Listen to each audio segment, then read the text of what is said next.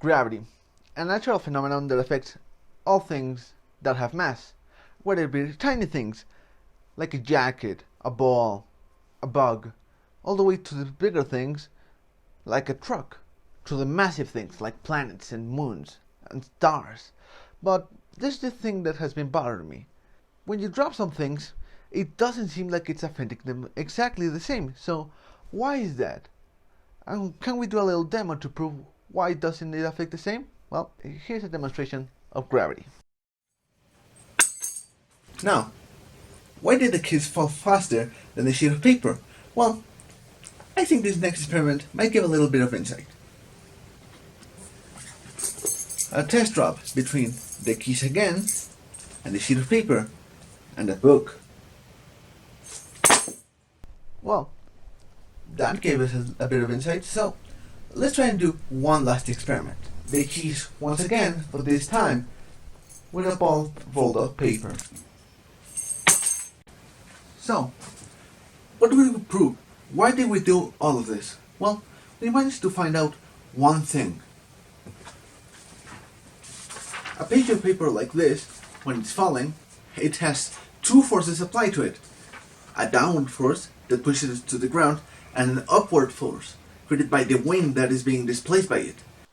Now it's time to give an explanation of the opposing force of gravity. This force has a name. It's called drag. Now, drag doesn't only occur to falling objects. It occurs to runners, trucks, airplanes. Not only just those. Every single object that is in motion, except objects like the planets or stars, since they are moving in an area that has no air. Drag is a proportional force. The faster you are going, the more drag will be applied onto you. Well, there are many other factors that affect the drag applied onto an object, but right now we're only worried about two. Now, this is the first question that we'll answer. Why are heavy objects not affected by drag? The easy answer is that they are. The longer answer is a bit longer. So, first let's talk about inertia. Things with higher inertia will take more force to start to move, and things with lower inertia require less energy to start moving. What that means for paper and or everything else example is that drag affects much more intensely paper since it's so light. Because that force is able to manipulate the paper much more easily than is able to manipulate the heavy keys or the heavy book. But why didn't drag affect the paper ball as much? Well, the answer is easy. Surface area.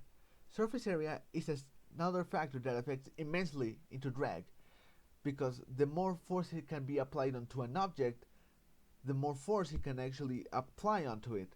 The more force, the more energy it can be introduced into it. So that's the answer. Because paper is lighter and is wider than much of the other objects, that's why inertia affects it so hard.